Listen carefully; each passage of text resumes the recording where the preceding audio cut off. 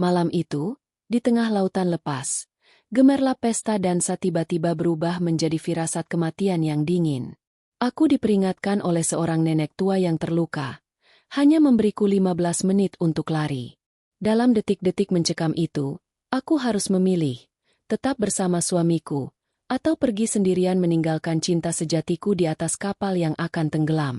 Aku memilih untuk hidup. Aku menyaksikan dari kejauhan, bagaimana suamiku, Rizky, menatap kepergianku, wajahnya hancur, sebelum kapal itu dilahap api. Ini adalah kisah nyata tentang keputusan paling brutal, tentang pengkhianatan yang dilakukan demi bertahan hidup, dan tentang penyesalan yang membakar jiwa hingga kini.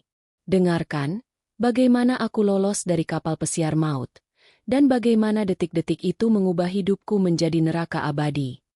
Sebelum kisah mengharukan dan penuh ketegangan ini dimulai, saya ingin menyapa teman-teman semua yang sudah standby menanti.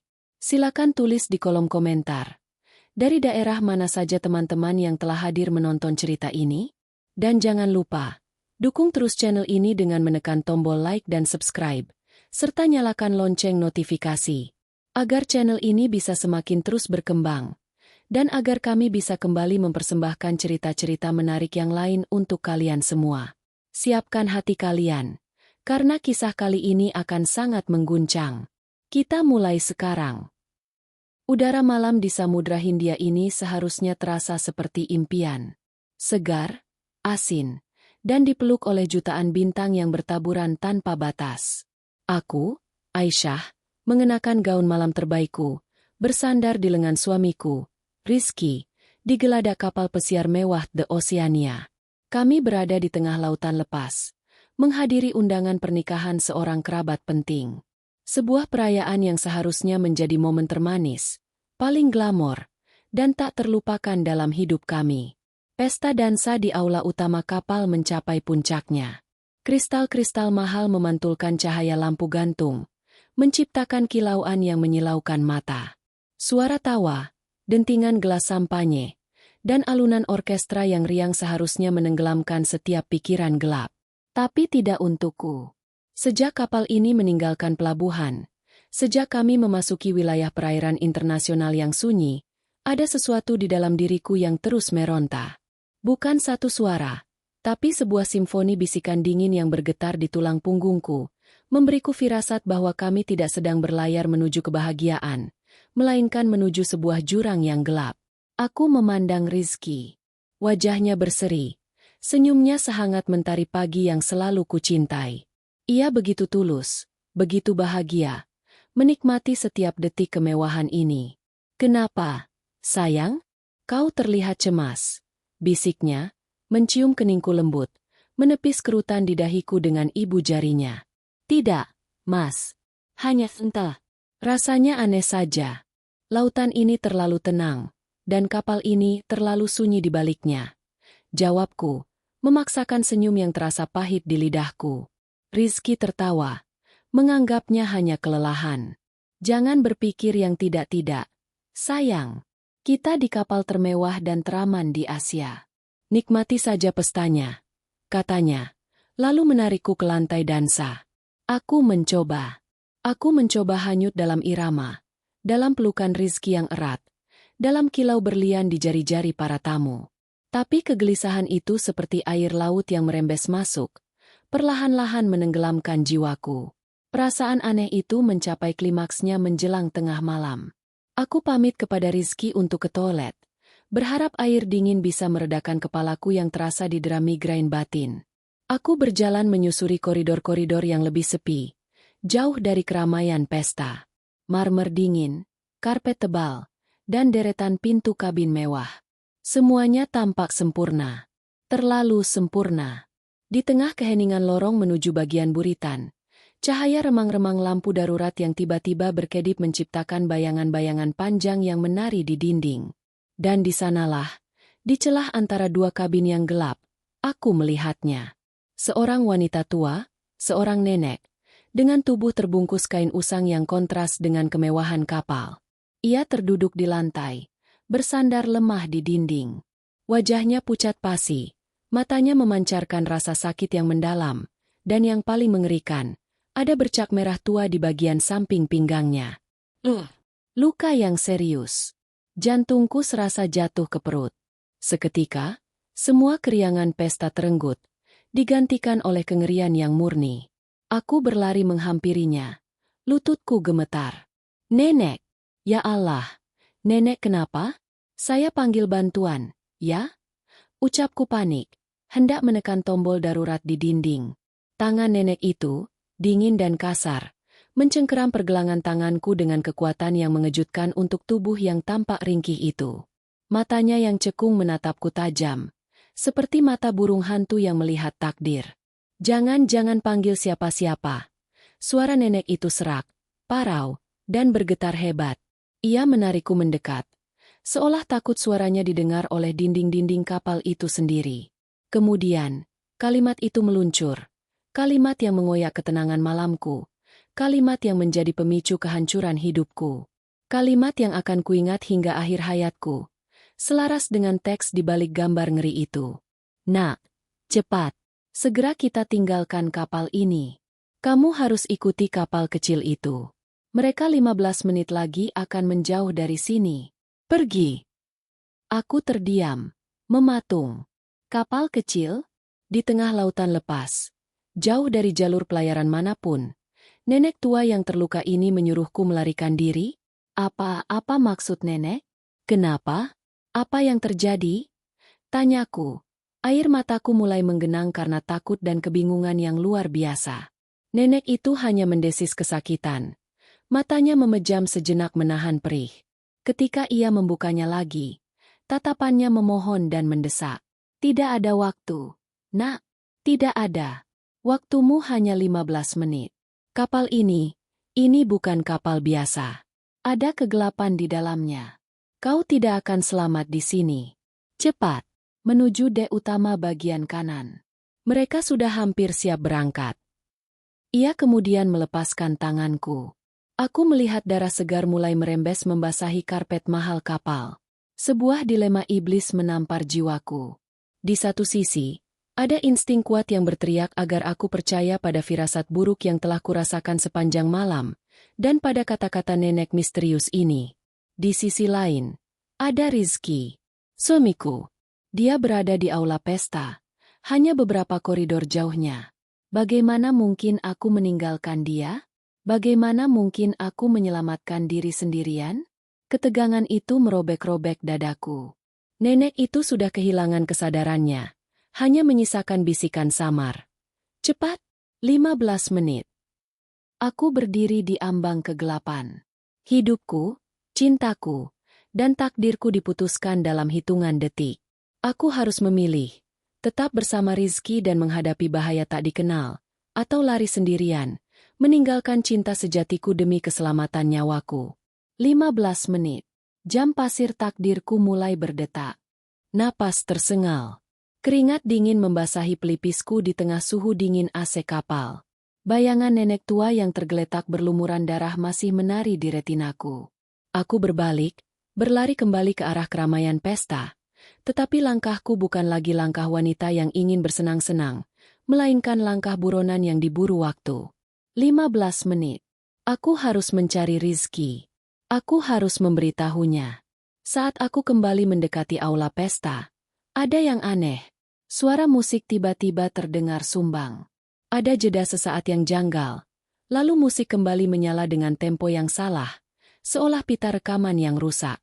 Diiringi suara itu, lampu-lampu di aula mulai berkedip-kedip, bukan mati total, tapi seperti berdenyut, menunjukkan adanya masalah serius pada sistem kelistrikan kapal. Para tamu pesta yang mabuk dan larut dalam euforia tampaknya tidak menyadari keanehan ini, atau mungkin memilih untuk mengabaikannya. Mereka terus menari. Tawa mereka terdengar hampa dan menakutkan di telingaku. Ini bukan lagi pesta. Ini adalah adegan dari film horor, di mana para korban menari di ambang kematian mereka sendiri. Aku mencari Rizky di kerumunan itu. Mataku memindai setiap sudut. Dia tidak ada di tempat kami terakhir kali berdansa.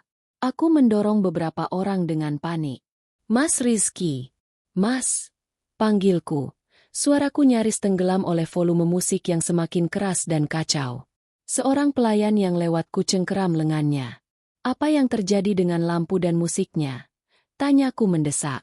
Pelayan itu hanya tersenyum kaku. Senyum yang tidak sampai ke matanya. Hanya gangguan teknis kecil. Nyonya. Kapal ini tua. Wajar saja. Semuanya aman. Jawabnya datar. Lalu melanjutkan langkahnya. Seolah ada robot yang mengendalikan gerakan dan kata-katanya. Kapal ini tua. Padahal, Rizky bilang ini kapal termewah dan termodern. Kebohongan itu, kekakuan itu, dan pandangan mata kosong pelayan itu, semuanya membuat darahku berdesir. Kata-kata nenek tua itu menggema keras di kepalaku. Kapal ini bukan kapal biasa. Ada kegelapan di dalamnya. Aku berbalik dan berlari menuju lorong-lorong belakang. Aku harus menemukan Rizky. Aku berlari ke kabin kami, berharap dia kembali ke sana. Aku membuka pintu, tapi kabin itu kosong, hanya menyisakan keheningan yang dingin. Keputusasaan mencekiku. Aku melihat jam tanganku. Waktu berlalu begitu cepat. Jarum jam sudah menunjukkan bahwa waktu yang diberikan nenek sudah sangat menipis. Mungkin hanya 5 menit tersisa. Aku terhuyung. Tubuhku ambruk bersandar di dinding koridor. Konflik jiwa itu kini seperti medan perang yang membakar seluruh kesadaranku. Lari. Aisyah. Selamatkan dirimu. Teriak insting bertahan hidupku. Kapal kecil itu sedang menunggu. Tidak. Rizky. Kau tidak bisa meninggalkannya. Dia suamimu. Cintamu. Jerit suara hati nuraniku. Jika dia mati, kau akan mati bersamanya. Terlepas dari di mana kau berada. Tiba-tiba, dari ruang mesin yang terletak di bawah kabin kami, terdengar suara aneh. Bukan suara mesin kapal yang stabil, melainkan dentuman keras, diikuti oleh suara logam yang berderit dan robek yang menusuk telinga, seperti besi raksasa yang ditekuk paksa. Getaran yang dirasakan kapal itu tidak lagi halus, melainkan bergelombang, kasar, dan mengancam. Getaran itu dirasakan sampai ke jantungku. Kepanikan akhirnya pecah. Ini bukan lagi gangguan teknis. Ini bahaya. Aku teringat akan luka nenek tua itu. Wajahnya yang pucat. Dia pasti tahu sesuatu. Dia mungkin salah satu korban awal dari kekacauan yang akan datang. Aku tidak bisa mengabaikannya lagi. Aku harus memilih. Dalam detik terburuk dalam hidupku, aku membuat keputusan. Keputusan yang akan menghantuiku hingga mati. Keputusan yang disebut pengkhianatan oleh sisi tergelap jiwaku, namun disebut bertahan hidup oleh sisi terlemahku. Aku harus lari. Aku harus hidup. Aku harus mencari Rizky, tetapi jika tidak menemukannya dalam 1 menit ini, aku harus pergi. Aku kembali ke aula pesta, mencari lagi. Kali ini, tidak hanya lampu, tapi sehelai bau aneh mulai tercium. Bau minyak, bau besi panas, dan bau yang samar-samar seperti asap. Tapi para tamu masih menari. Mereka semua seolah-olah dalam hipnosis massal. Pandanganku jatuh pada jam dinding emas di ujung aula. 2 menit tersisa. Sambil menangis tanpa suara, aku berlari memotong kerumunan, menuju pintu darurat di sisi kanan kapal, seperti yang nenek itu perintahkan. Maafkan aku, Mas. Maafkan aku. Aku akan kembali. Aku akan kembali untukmu. Bisikku, merapalkan doa yang hancur. Aku mencapai dek kanan, tempat yang seharusnya menjadi titik evakuasi. Di sana, kegelapan lebih pekat. Hanya ada satu cahaya redup. Dan di sana, diikat di sisi lambung kapal pesiar raksasa ini, ada sebuah kapal kecil, perahu penyelamat bermesin, yang mesinnya sudah menyala, siap berangkat. Di dalamnya, ada beberapa orang berwajah serius, siap melepaskan tali. Mereka tidak mengenakan seragam kapal. Mereka terlihat seperti orang-orang yang tahu apa yang akan terjadi.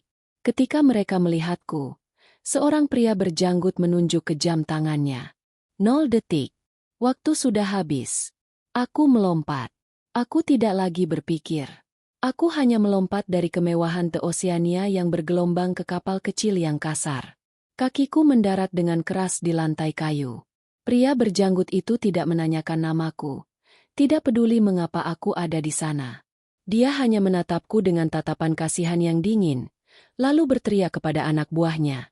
Lepaskan tali. Cepat. Kita tidak punya waktu lagi. Cerak. Tali putus. Mesin kapal kecil menderu keras. Aku berpegangan pada pinggiran perahu. Mataku terpaku pada kapal pesiar di belakangku. Kapal yang kini mulai meninggalkan kami, dan Rizky di dalamnya. Jeritan jiwaku tertelan oleh deru mesin kapal kecil. Air mata panas mengalir deras. Namun wajahku terasa dingin, beku oleh rasa bersalah dan ketakutan yang begitu akut. Kapal kecil kami bergerak menjauh dari cahaya The Oceania, meninggalkannya seperti sebuah ilusi kemewahan yang siap meledak kapan saja. Aku membalikkan tubuhku, memandang ke belakang, dan apa yang kulihat adalah pemandangan paling menyayat hati, paling menghancurkan. Aku melihat sosok Rizky. Dia baru saja muncul di pagar pembatas dek utama, tempat yang baru saja kutinggalkan. Dia pasti baru saja selesai mencariku di mana-mana. Dia mengenakan jas tuxedo hitam, berkilau di bawah lampu kapal pesiar. Wajahnya, meskipun jauh, terlihat jelas. Wajahnya panik, bingung, dan kemudian hancur. Aisyah! Aku mendengar teriakannya, meskipun suaranya tertiup angin dan jarak. Itu adalah teriakan yang berisi rasa bingung, dikhianati, dan putus asa. Teriakan itu bukan ditujukan kepadaku sebagai cinta, melainkan sebagai penyesalan, sebagai pertanyaan mengapa. Aku mencoba membalas teriakannya. Mas, ada bahaya. Lompat, lari.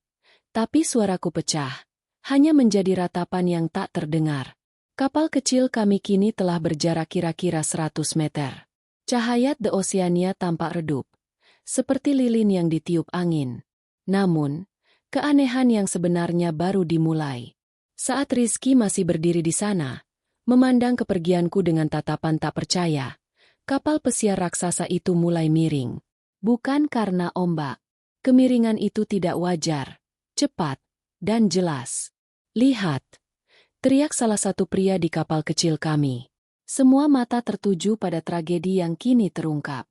Aku melihat sesuatu yang hitam, seperti robekan besar, muncul di lambung kapal bagian bawah, tepat di garis air.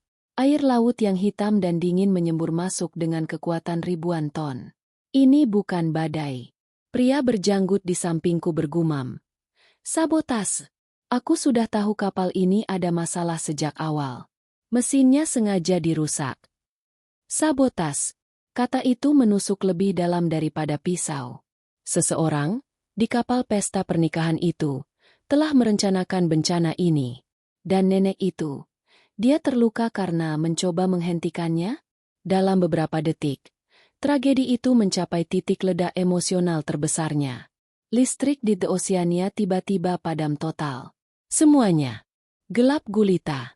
Hanya menyisakan siluet kapal pesiar raksasa yang kini bergerak miring tak terkendali. Kemudian, datanglah suara. Suara yang jauh lebih mengerikan daripada suara kapal robek. Jeritan. Jeritan ratusan orang. Jeritan kepanikan, ketakutan, dan kesadaran bahwa mereka semua akan mati. Di tengah kegelapan, di tengah jeritan itu, aku masih bisa melihat Rizky. Dia tidak lagi berada di pagar pembatas. Dia pasti telah sadar akan bahaya itu dan berlari. Tapi kemana? Boom! Suara ledakan keras mengguncang udara, diikuti oleh semburan api besar dari cerobong asap kapal. Ledakan itu begitu kuat hingga ombak yang ditimbulkannya mencapai kapal kecil kami, hampir menjatuhkanku ke laut. Aku menutup wajahku, menangis histeris. Ketika aku berani membukanya lagi, yang kulihat hanyalah nyala api yang kini menjilat seluruh buritan The Oceania. Kapal itu, simbol kemewahan dan kebahagiaan, kini menjadi peti mati yang terbakar. Di mana Rizky? Aku mencengkeram tangan pria berjanggut itu, memohon. Kembali. Tolong. Kita harus kembali. Suamiku ada di sana. Rizky. Pria itu hanya menggelengkan kepala dengan ekspresi dingin dan pasrah. Sudah terlambat, Nyonya. Siapapun yang masih di sana, mereka sudah menjadi bagian dari laut. Kita harus menjauh sekarang sebelum ledakan berikutnya menenggelamkan kita. Kapal kecil itu berbelok, meninggalkan kobaran api di belakang. Aku dipaksa untuk melihat, dipaksa untuk menyaksikan kehancuran yang kutinggalkan. Aku, Aisyah, yang seharusnya menjadi istri yang setia, telah melarikan diri, menyelamatkan diri, dan meninggalkan cinta sejatiku di atas kapal yang tenggelam. Keputusan itu, yang diambil dalam kepanikan 15 menit, mengubah hidupku selamanya. Aku selamat, tetapi jiwaku mati bersamanya di lautan lepas itu. Aku menjadi saksi mata yang hidup. Aku menjadi orang yang tahu kebenaran, namun tak bisa bicara. Setiap malam, aku mendengar suara jeritan itu, suara ledakan, dan yang paling mematikan teriakan terakhir Rizky, teriakan yang bertanya mengapa aku pergi. Hidupku setelah malam itu adalah siksaan. Aku berjalan di bumi, bernapas, tetapi aku adalah seonggok daging tanpa hati. Kenangan akan Rizky, senyumnya, cintanya, adalah belenggu yang memenjarakanku. Aku pergi, suamiku tertinggal. Tidak ada yang tahu kebenaran sejati dari tragedi The Oceania. Media melaporkannya sebagai kecelakaan tragis, badai mendadak, atau kegagalan mesin total. Mereka tidak tahu tentang nenek terluka itu, tentang 15 menit, atau tentang kapal kecil kami. Aku selamat, namun aku selamanya dikutuk oleh pilihanku. Inilah pengakuanku, yang kusimpan rapat selama bertahun-tahun. Keputusan untuk hidup itu adalah keputusan paling egois, paling menyakitkan, dan paling menghancurkan yang pernah kubuat. Aku cinta Rizky. Aku mencintainya melebihi hidupku sendiri. Tapi, saat dihadapkan pada ketakutan akan kematian yang murni, aku memilih diriku. Dan sampai detik ini, aku tidak tahu apakah aku harus merayakan keberanianku untuk bertahan hidup, atau menangisi pengkhianatanku yang tak termaafkan.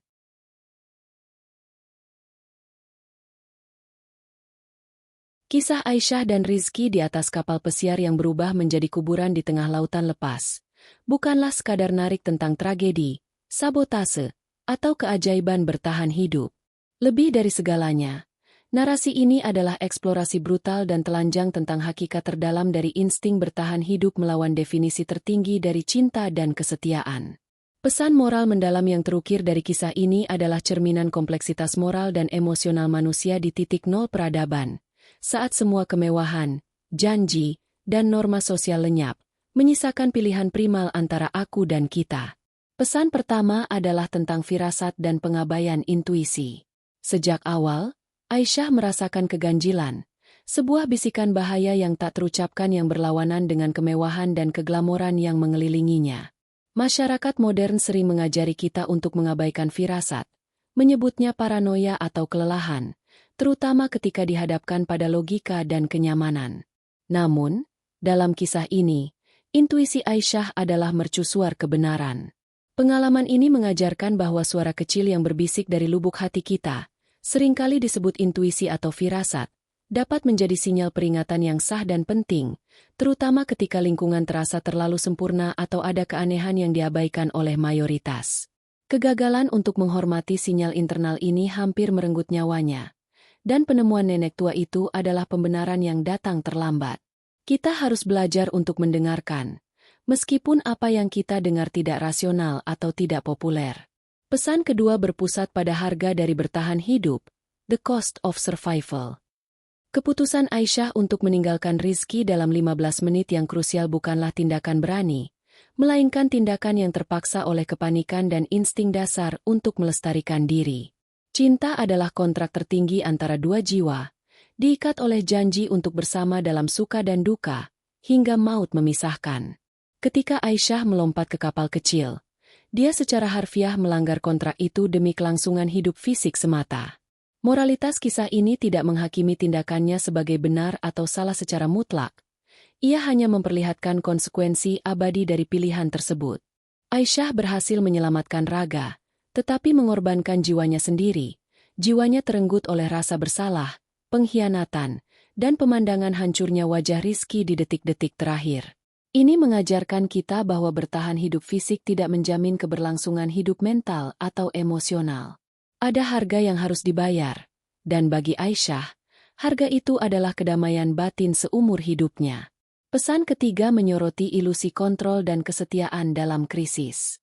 Dalam kehidupan sehari-hari, kita percaya bahwa kita mengontrol keputusan kita dan kesetiaan kita tak tergoyahkan. Kisah ini menunjukkan kerapuhan keyakinan tersebut. Ketika dihadapkan pada ancaman kematian yang nyata dan mendesak, semua konstruksi moral yang telah kita bangun, kesetiaan, pengorbanan, cinta abadi, dapat runtuh dalam hitungan detik. Keputusan Aisyah adalah pengkhianatan takdir, bukan pengkhianatan yang direncanakan. Ini adalah cerminan jujur tentang betapa tipisnya batas antara pahlawan dan pengecut ketika insting primal mengambil alih. Moralitasnya terletak pada pengakuan bahwa kita semua rapuh, bahwa cinta sejati mungkin tidak selalu mampu mengalahkan rasa takut yang murni terhadap kepunahan diri. Kesetiaan sejati teruji bukan saat kita memilih bersenang-senang, tetapi saat kita harus memilih antara hidup kita dan hidup orang yang kita cintai. Aisyah gagal dalam ujian itu, dan kisah ini adalah pengakuan jujurnya tentang kelemahan manusia. Terakhir, moralitas terbesar dari kisah ini adalah tentang pengakuan dan penebusan melalui kejujuran yang mengguncang. Aisyah memilih untuk menceritakan kisahnya, mengungkap detail tentang nenek tua yang terluka dan detik-detik yang diselimuti sabotase, bukan hanya untuk mengungkap tragedi, tetapi untuk membebaskan dirinya dari beban rahasia yang menghantuinya. Kesimpulan kisah ini, di mana Aisyah merenungkan apakah dia harus merayakan kelangsungan hidupnya atau menangisi pengkhianatannya, adalah ajakan kepada pendengar untuk merenungkan moralitas diri mereka sendiri. Penebusan bagi Aisyah bukanlah melalui pengorbanan di masa lalu, melainkan melalui kejujuran menyakitkan di masa kini. Kisah ini menggetarkan hati karena mengajarkan bahwa kesalahan paling besar dalam hidup, terutama yang melibatkan cinta dan kehilangan, mungkin tidak dapat ditarik kembali, tetapi dapat diakui. Pengakuan adalah langkah pertama menuju penebusan. Bahkan jika penebusan itu hanya berarti mampu menatap cermin dan menerima bayangan yang kini diselimuti oleh rasa bersalah. Intinya, kita harus belajar hidup dengan konsekuensi dari pilihan yang kita ambil dalam 15 menit paling kritis dalam hidup kita.